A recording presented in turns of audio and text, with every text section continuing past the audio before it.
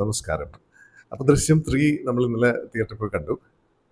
എന്നെ സംബന്ധിച്ച് നല്ലൊരു സിനിമ കേട്ടോ. ഞാൻ എന്താ പറയാൻ കാരണം വെച്ച് കഴിഞ്ഞാൽ നമ്മൾ ഭയങ്കര എക്സ്പെക്റ്റേഷൻ വെച്ച് ഞാൻ ചിന്തിക്കുന്ന പോലെ തന്നെ സിനിമ വരണം എന്ന് വിചാരിച്ച വലിയ കഷ്ടമാണ് അല്ലേ?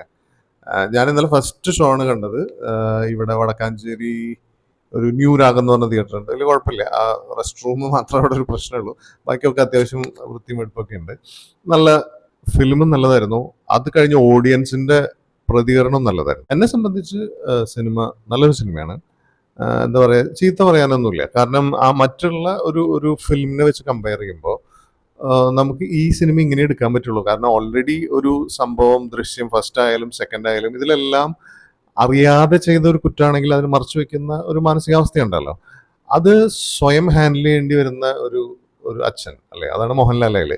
ഒറ്റയ്ക്കെല്ലാം ഹാൻഡിൽ ചെയ്യുമ്പോൾ ഉണ്ടാവുന്ന പ്രശ്നങ്ങളും മാനസികമായിട്ട് ശരിക്കും പറഞ്ഞൊരു മൈൻഡ് ഗെയിം പോലെയാണ് വരിക. കാരണം മനസ്സിൽ നമുക്ക് ഉണ്ടാവുന്ന തോട്ട്സിനെ വെച്ചിട്ടുള്ള കളിയാണ് ഫസ്റ്റ് ഹാഫ് മുഴുവൻ. അത് നമുക്ക് വളരെ കൃത്യമായിട്ട് മോഹൻലാൽ അതിനെ നല്ല രീതിയിൽ ചെയ്തിട്ടുണ്ട്. കാരണം ഓരോ ആക്ഷൻസും മിസ് ചെയ്യുന്ന കുറേ സംഭവങ്ങളുണ്ട്. ഡൈനിങ് ടേബിളിൽ നിന്ന് എണീറ്റ് പുറത്തേക്ക് തുപ്പുന്നു. കാരണം അയാളുടെ മനസ്സ് വേറെ എവിടെയും കൂടാണ്. അപ്പോൾ അതാണ് ഫസ്റ്റ് ഹാഫ് മുഴുവൻ. ഫസ്റ്റ് ഹാഫ് ഏകദേശം ഫസ്റ്റ് ഹാഫിൽ അത്രയേ ഉള്ളൂ. പക്ഷെ ഭയങ്കര ഇൻട്രസ്റ്റിംഗ് ആണ്. നമ്മൾ അടുത്തത് എന്താവും എന്ന് വിചാരിച്ചിരിക്കാവുന്ന അത്രയും ബ്രില്യൻസോട് കൂടി തന്നെയാണ് ജീത്തു ജോസഫ് ഇത് നല്ല വൃത്തിയായിട്ട് ചെയ്തിട്ടുള്ളത്. അപ്പോൾ ഇതിനെ കുറ്റം പറയുന്ന ആളുകളോട് എനിക്കൊന്നും പറയാനില്ല. കാരണം നിങ്ങളൊക്കെ സിനിമ എടുക്കുമ്പോൾ നിങ്ങൾ വിചാരിക്കുന്ന പോലെ സിനിമ ചെയ്യും. അല്ലാണ്ട് ഞാൻ എന്താ പറയാ അല്ലേ. ഒരു നല്ല രീതിയിൽ എടുത്തൊരു സിനിമ, അത് അവരുടെ എക്സ്പെക്ടേഷൻ വെച്ച് ഉണ്ടായില്ല എന്ന് പറഞ്ഞിട്ട് അത് പൊട്ട സിനിമയാന്ന് പറയുന്നതിൽ വലിയ കാര്യമൊന്നുമില്ല. നല്ല അടിപൊളി സിനിമയാണ്. നിങ്ങൾ ഫാമിലി ആയിട്ട് തന്നെ പോയി കാണണം. കാരണം നമുക്ക് ഒരു മനുഷ്യനുണ്ടാവുന്ന പ്രശ്നങ്ങൾ പബ്ലിക്കിന്റെ ഇടയിൽ ഇപ്പോഴും അതൊരു കുറ്റം ചെയ്തു എന്ന് തന്നെയാണ് അല്ലെ. ശരിക്കും ആ ഒരു ഫിലിമിന്റെ തീം എന്ന് വെച്ച് നോക്കുമ്പോൾ ഒരു മർഡർ ചെയ്ത ഒരു സംഭവം തന്നെയാണ് അത്. അത് വേറെ രീതിയിൽ വേണമെങ്കിൽ ക്ലോസ് ചെയ്യാം ഇപ്പൊ വേണമെങ്കിൽ. അതായത് റേപ്പ് അറ്റംപ്റ്റിന്റെ ഇടയിൽ ഒരു മർഡർ നടന്നു, അതുകൊണ്ട് അതിന് അത്ര വലിയ പ്രാധാന്യം ഇല്ലാത്ത രീതിയിൽ ആ കേസ് മാറ്റി തീർക്കാനും പറ്റും. ഓക്കെ, അതൊക്കെ ഒരു വശത്ത്. അപ്പൊ ഒരു സിനിമയായി മാറില്ലല്ലോ. അതിനുശേഷം ഇപ്പൊ അങ്ങനെ ഈ സിനിമ എടുക്കാൻ പറ്റുള്ളൂ. ഈ സിനിമയിൽ എന്താണ് അതിന്റെ ഒരു തുടർച്ച തന്നെയാണ്. ഇവരുടെ ലൈഫ് അങ്ങനെയാണ് പോകുന്നത്. കാരണം ഓൾറെഡി ജോർജ് കുട്ടിക്ക് അറിയാം ഇത് എപ്പോഴും അലർട്ടാണ് ആള്. എന്തൊക്കെയാ നടന്നുകൊണ്ടിരിക്കുന്നത്, ഇനിയിപ്പോൾ ആരൊക്കെ ഇത് അന്വേഷിച്ച് വരും, എന്തൊക്കെ അന്വേഷണങ്ങൾ നടക്കും, ഇതൊക്കെയാണ് അയാളുടെ മനസ്സിലുള്ളത്. ഫാമിലിനെ പരമാവധി അറിയിക്കാതെ അയാൾ സ്വയമായിട്ട് ഹാൻഡിൽ ചെയ്യുമ്പോൾ ഉണ്ടാകുന്ന പ്രശ്നങ്ങളുടെ ഒരു തുടർച്ചയാണ് ഫസ്റ്റ് ഹാഫ്. സെക്കൻഡ് ഹാഫ് എന്ന് പറഞ്ഞു കഴിഞ്ഞാൽ നമ്മൾ പ്രതീക്ഷിക്കാത്ത പല ആളുകളും വരും. അത് ഭയങ്കര ഒരു ട്വിസ്റ്റ് തന്നെയാണ്. കാരണം ജിത്തു ജോസഫ് പറഞ്ഞ ഇതിൽ വലിയ കാര്യമായിട്ട് സസ്പെൻസ് ഒന്നും ഇല്ല എന്നല്ലേ. ഇതിൽ സസ്പെൻസേ ഉള്ളൂ സത്യം പറഞ്ഞ സെക്കൻഡ് ഹാഫ് കഴിഞ്ഞ് കഴിഞ്ഞാൽ. ഫസ്റ്റ് ഹാഫും അത്യാവശ്യം നല്ല രീതിയിൽ നമ്മളെ ഇൻവോൾവ് ആക്കി കൊണ്ടുവന്ന ഒരു സിനിമ തന്നെയാണ്. അപ്പൊ എനിക്ക് പേഴ്സണലി ഭയങ്കരമായിട്ട് ഇഷ്ടപ്പെട്ടു സിനിമ. അത് കഴിഞ്ഞ് തിയേറ്ററിൽ എല്ലാവരും കൈയടിച്ച്, അത് ഒരു പ്രത്യേക കുറച്ച് ഫാൻസ് മാത്രമല്ല, എല്ലാവരും നല്ല സന്തോഷത്തോടു കൂടിയാണ് പോകുന്നത്. നല്ല സിനിമയാന്ന് പറഞ്ഞു. അപ്പൊ നിങ്ങളെല്ലാവരും റിവ്യൂ കേൾക്കൂ. നിങ്ങൾ സിനിമ കണ്ടതിന് ശേഷം തീരുമാനിക്കുക എങ്ങനെയാന്ന്. ഞാൻ എൻ്റെ അഭിപ്രായമായിരിക്കും പറയുണ്ടാവുക, പക്ഷെ ഞാനത് അടിച്ചേൽപ്പിക്കാൻ ശ്രമിക്കരുത് അല്ലെ.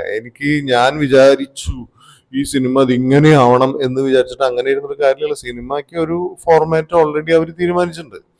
അപ്പൊ അതുപോലെ ആയിരിക്കണം സിനിമ പോവുക. അപ്പൊ നമ്മളതിങ്ങനെ ആസ്വദിച്ചിട്ട് അതിന് നല്ലത് കണ്ടാൽ നല്ലതെന്ന് പറയാനും അത്ര ചീത്ത സിനിമ എന്നും പറയാൻ ഒന്നുമില്ല. നല്ല അടിപൊളി ഫിലിം തന്നെയാണ്. ഈ സീരീസിൽ വൺ ഓഫ് ദ ബെസ്റ്റ് തന്നെയാണ് അതും. അപ്പോൾ ഞാൻ കുറച്ച് റിവ്യൂസ് ഒക്കെ കണ്ടായിരുന്നു. ഭയങ്കര മോശം രീതിയിലാണ് ഈ സിനിമേനെ അവർ ചിത്രീകരിക്കാൻ ശ്രമിക്കുന്നത്. കാരണം എനിക്കറിഞ്ഞൂടാ, അങ്ങനെ അത്ര വലിയ പ്രശ്നം ഉണ്ടെങ്കിൽ നിങ്ങൾ സ്വന്തമായിട്ടൊരു സിനിമ എടുക്കും നിങ്ങളുടെ ചിന്താഗതി പോലെ അല്ലേ. അങ്ങനെയല്ലേ പറയാൻ പറ്റുള്ളൂ. അല്ലാതെ ഒരു സംവിധായകനും ഒരു റൈറ്ററും, അയാൾ തന്നെയാണ് റൈറ്ററും സംവിധായകനും ഒക്കെ, അയാൾക്ക് അയാളുടെ രീതിയിലുള്ള കഥ കൊണ്ടുപോകാൻ പറ്റുള്ളൂ. അല്ലാണ്ട് നിങ്ങൾ ആരെങ്കിലും തീരുമാനിക്കണ മാതിരി കഥ കൊണ്ടുപോയില്ല എന്ന് പറഞ്ഞിട്ട് സിനിമ പൊട്ടയെന്ന് പറയാൻ പറ്റുമോ?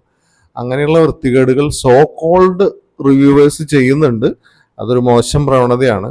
അപ്പൊ നമ്മൾ ഒരു റിവ്യൂ ചെയ്യാന്ന് പറഞ്ഞു കഴിഞ്ഞാൽ നമുക്ക് ആ പ്രൊഡക്റ്റ് ഇഷ്ടപ്പെട്ടില്ലെങ്കിൽ പറയാം. പേഴ്സണലി അത്രേ എനിക്ക് പറയാനുള്ളൂ. കാരണം നല്ല പടം. ഇതിന്റെ ടെക്നിക്കൽ സൈഡ് ഒന്നും ഞാൻ പറയുന്നില്ല. കാരണം അതിൽ കുറേ സസ്പെൻസ് ഉണ്ട്. അതൊന്നും നമ്മൾ പലരും പറഞ്ഞിട്ടുണ്ടാവും. നമ്മൾ പ്രതീക്ഷിക്കാത്ത കഥാപാത്രങ്ങളൊക്കെ ഭയങ്കര എഫക്റ്റീവായിട്ട് വരും, പേടിപ്പിക്കുന്ന രീതിയിലൊക്കെ വരും. അപ്പൊ അതൊക്കെ ഒരു വലിയ ടിസ്റ്റ് തന്നെയാണ്. സെക്കൻഡ് ഹാഫ് പിന്നെ ഫുള്ള് തകർപ്പാണ്. തകർപ്പ് എന്ന് പറഞ്ഞാൽ തകർപ്പ്. ഓരോ സെക്കൻഡ് നമ്മളിങ്ങനെ നോക്കിക്കൊണ്ടിരിക്കുന്ന പോലെയുള്ള ഒരു തകർപ്പാണ് സെക്കൻഡ് ഹാഫ്. അപ്പൊ അടിപൊളി പടം. മോഹൻലാലിന്റെ പിന്നെ അഭിനയത്തിനെ കുറിച്ച് പറയാനൊന്നും നമ്മൾ ആളല്ല. കാരണം ഇതിൽ അഭിനയിച്ചിട്ടുള്ള ആൾക്കാരൊക്കെ പുലികളാണ്, പുലികളാണ്. പിന്നെ അവരെ അഭിനയിച്ച് നന്നാക്കിയിട്ടുണ്ടോന്നല്ല, ഒരു മോഹൻലാൽ ഓറിയന്റഡ് തന്നെയാണ്. ആ കഥാപാത്രം തന്നെയാണ് ഇത് മൊത്തം കൊണ്ടുപോകുന്നത്. അതിൽ വരുന്ന വേറെ കഥാപാത്രങ്ങളും അത്ര ഇമ്പോർട്ടൻ്റ് ആയിട്ടുണ്ട്. അപ്പോൾ ഒരു നല്ല സിനിമ, അത്രയേ ഉള്ളൂ. നല്ല അടിപൊളി സിനിമ. അപ്പോൾ ഫാമിലി ആയിട്ട് എല്ലാവരും പോയി കാണൂ. ഇനി ഞാൻ പറഞ്ഞതിൽ എന്തെങ്കിലും അഭിപ്രായ വ്യത്യാസം ഉണ്ടെങ്കിൽ എന്നെ തെറി പറയാൻ വരുമൊന്നും വേണ്ട, നിങ്ങൾക്ക് കമന്റ് ചെയ്യാലോ. സി, ഞാൻ ഇത്രേ പറയണല്ലോ, ഞാൻ വിചാരിച്ച മാതിരി സിനിമ വന്നില്ല എന്ന് പറയണതിൽ യാതൊരു കാര്യമില്ല. സിനിമയ്ക്ക് സിനിമയുടെ ഫോർമാറ്റ് ഉണ്ട്, അതിന്റെ തിരക്കതിന്റെ അതിനനുസരിച്ച് അവർക്ക് ചെയ്യാൻ പറ്റുള്ളൂ. അല്ലാണ്ട് ഞാനിത് കാലത്തൊട്ടന്നെ സസ്പെൻസും കൊണ്ട് നടക്കാൻ വെച്ച് കഴിഞ്ഞാൽ ഒരു സിനിമയ്ക്ക് എന്താ അതിന്റെ ഒരു വിലയുള്ളത്? അതിനൊരു സ്റ്റാർട്ടിങ് ഒരു എൻഡ് ഒക്കെ ഉണ്ടല്ലോ, അപ്പോഴല്ല അതിന്റെ കറക്റ്റ് ആയിട്ടുള്ള സംഭവങ്ങൾ പുറത്തേക്ക് വരും. അല്ലാണ്ട് സ്റ്റാർട്ടിങ് തൊട്ടേ അങ്ങനെ തന്നെ ആവണം, ഞാൻ അങ്ങനെ പ്രതീക്ഷിച്ചു അതുപോലെയല്ല എന്ന് പറയുന്നതിൽ വലിയ കാര്യമൊന്നുമില്ല. അപ്പൊ ഞാൻ എൻ്റെ പ്രിയപ്പെട്ട സുഹൃത്തുക്കളെ, എനിക്ക് വലിയ സബ്സ്ക്രൈബേഴ്സോ വലിയ എന്താ പറയുക കുറെ വ്യൂവർ ബേസും ഒന്നുമില്ല. പക്ഷെ നമ്മൾ പറയേണ്ടത് പറയണം. നിങ്ങൾക്ക് കുറെ വ്യൂവർഷിപ്പും ഉണ്ട്, കുറെ സബ്സ്ക്രൈബേഴ്സും ഉണ്ട്. അപ്പൊ നിങ്ങൾ എന്തും പറഞ്ഞ് ഒരു സിനിമേനെ നശിപ്പിക്കുന്നതിൽ യാതൊരു കാര്യമില്ല. അത്രേ എനിക്ക് പറയാനുള്ളൂ. അപ്പൊ എല്ലാവരും ഈ സിനിമ നിങ്ങൾ ധൈര്യമായിട്ട് പോയി കണ്ടോ. അത് കഴിഞ്ഞിട്ട് നിങ്ങൾക്ക് ഇഷ്ടപ്പെട്ടില്ലെങ്കിൽ നിങ്ങൾ എന്നോട് പറയും. നിങ്ങൾ കാണാതെ ഈ റിവ്യൂസ് ഒക്കെ കണ്ടിട്ട് സിനിമേനെ അയ്യോ പൊട്ട സിനിമയാന്ന് പറഞ്ഞിരിക്കുന്ന കാര്യമില്ല. അപ്പൊ എല്ലാവർക്കും നന്ദി. Thank you for watching.